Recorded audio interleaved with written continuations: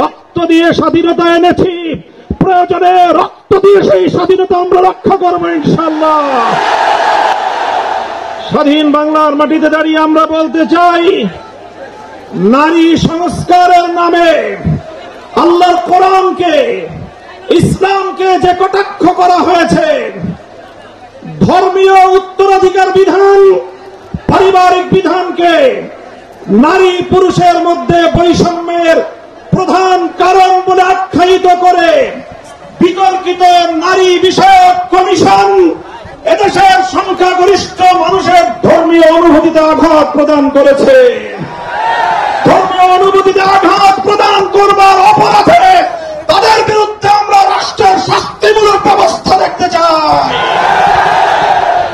হেফাজতে ইসলাম বাংলাদেশ বলতে চায়, এই তথাকথিত পশ্চিমা ধ্যান ধারায় বিশ্বাসী বিতর্কিত নারীবাদীদের আদর্শ এবং দর্শন নয়, বরং হেফাজতে ইসলাম বাংলাদেশ ইসলাম প্রদত্ত আল্লাহর ঘোষিত নারীর ন্যায্য অধিকারে বিশ্বাসী।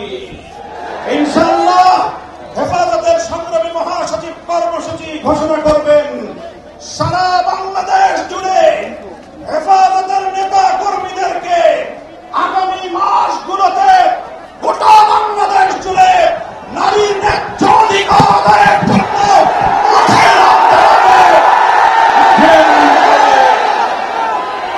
আমরা পরিষ্কার ভাষায় বলি, বাংলাদেশের স্বাধীনতার 53 বছরের মাথায় এসে সংবিধান সহ রাষ্ট্রের ব্যাপক সংস্কার কার্যক্রম শুরু হয়েছে।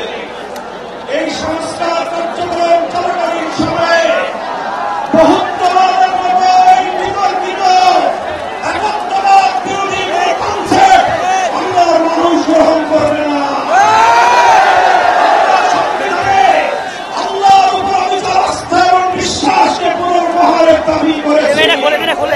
এই দাবি বাস্তবায়নের জন্য আগামী হেফাজতে ইসলাম বাংলাদেশ কঠোর কোনো সিদ্ধান্ত নিতে হলে হেফাজত সেই সিদ্ধান্ত নেবে ইনশাআল্লাহ। পরিষ্কার ভাষায় বলি, ডক্টর ইউনূস সাহেবের সাথে হেফাজতের কেন্দ্রীয় নেতৃবৃন্দ অনেকবার সাক্ষাৎ করে বিনয়ের সঙ্গে আবেদন করেছি, আমাদের বিরুদ্ধে ফ্যাসিবাদী আমলে মামলাগুলো প্রত্যাহার করেন।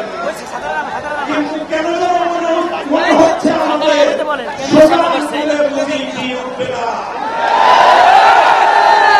ডক্টর ইউনূস সাহেব, আপনি কি সে কথা ভুলে গিয়েছেন? এই সেদিন আদালতের পড়ায় আপনি আমাদের সঙ্গে পড়ায় ঘুরতেন, আদালতের অলিতে ঘুরতেন। আমরা পরিষ্কার ভাষায় বলছি, আগামী 2 মাসের মধ্যে যদি হেফাজতে ইসলামের বিরুদ্ধে দায়েরকৃত মামলাগুলো প্রত্যাহার না হয়, হেফাজতে ইসলাম বাংলাদেশ সে মামলা বাতিল করার জন্য যা করতে হয় তাই করবে, তাই করবে।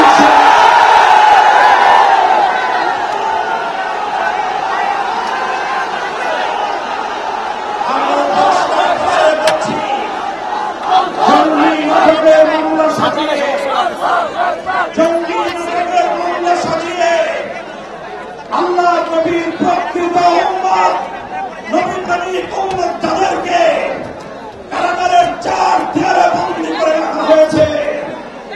যারা নবীর দুশমনদের বিপক্ষে পদক্ষেপ নিয়েছে তারা গোটা উম্মতের কাছে হিরো, তারা গোটা উম্মতের হৃদয়ের মণি, চোখের মণি, হৃদয়ের প্রশান্তি। সেই সকল কারাবন্দী মজলুম RICL TMX, যুগের পর যুগ স্থাপনা থাকে মজবুত। নবী প্রেমিকদেরকে অবিলম্বে মুক্তি প্রদান করতে হবে। আমরা বলছি, আমরা ফিলিস্তিন ইস্যুতে গাজাবাসীর পক্ষে জাহান্নামী ইসরায়েলের আগ্রাসন এবং গণহত্যার বিরুদ্ধে গোটা বিশ্বের সঙ্গে আমরা সহমত। বাংলাদেশের মাননীয় সরকার প্রধান উপদেষ্টাকে আমরা বলি, আপনি আন্তর্জাতিক ব্যক্তিত্ব, বিশ্ব অঙ্গনে আপনি গাজাবাসীর পক্ষে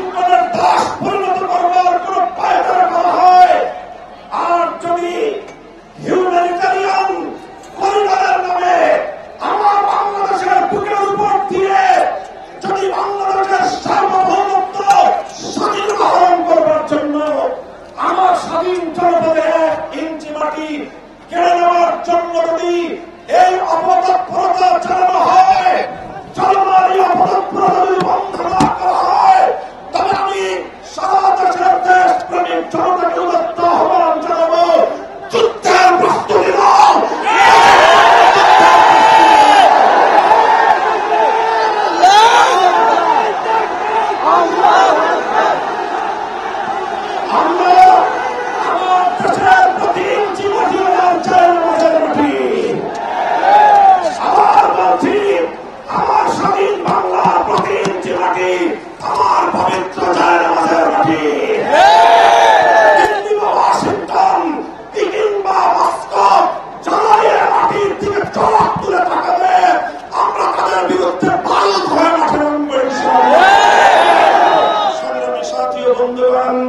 ফ্যাসিবাদী আওয়ামী লীগকে সন্ত্রাসী সংগঠন হিসেবে ঘোষণা করবার যে দাবি জানানো হয়েছে, মনে করবেন না এটা আমাদের দুর্বল কোন দাবি।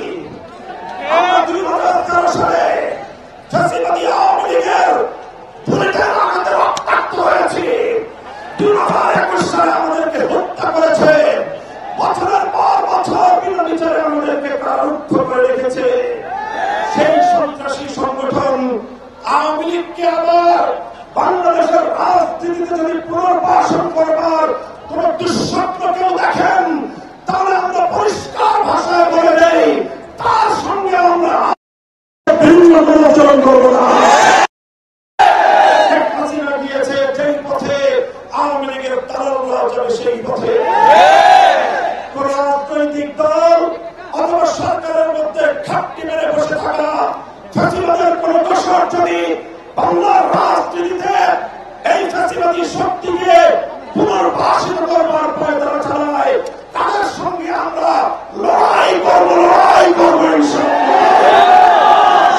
সাথীয় বন্ধুগণ, সর্বশেষ আমাদের কথা হলো এই, শাপলার শহীদ যারা শাহাদাত বরণ করেছেন, ইনশাআল্লাহ হেফাজতে ইসলাম বাংলাদেশ প্রতিটি শহীদ পরিবারের পাশে দাঁড়িয়েছে। শাপলার সকল শহীদদের পরিচয়গুলো যতটুকু সম্ভব ফ্যাসিবাদী আমলে অধিকাংশ বীর শহীদদের লাশ গুম করা হয়েছে, লাওয়ারিস হিসেবে তাদেরকে দাফন করা হয়েছে।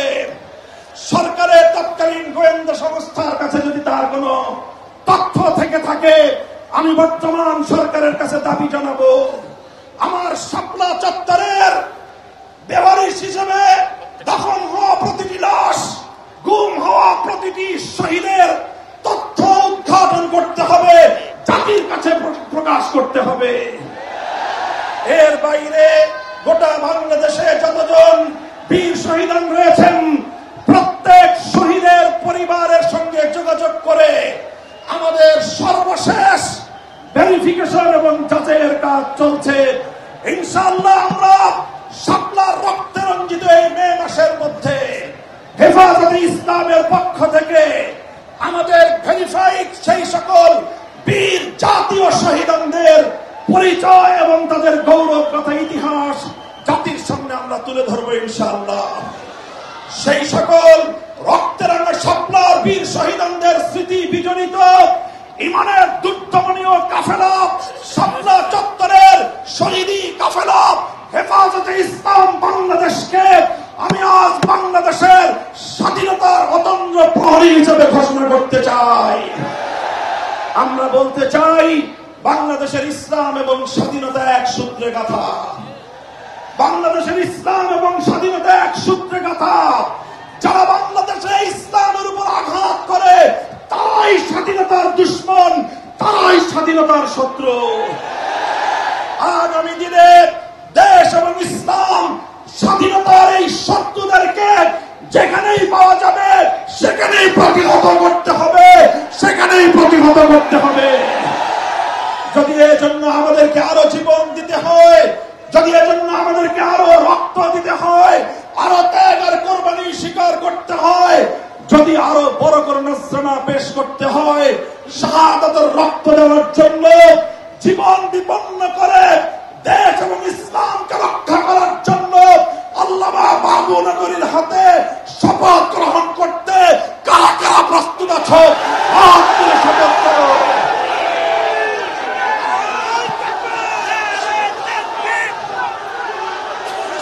ইনশাআল্লাহ ইনশাআল্লাহ আমার জায়নামাজের মাটি, বাংলাদেশের প্রতি ইঞ্চি মাটি সংরক্ষিত থাকবে। আমার ভবিষ্যৎ প্রজন্ম এদেশে ঈমান নিয়ে, ইসলাম নিয়ে বাঁচবে ইনশাআল্লাহ।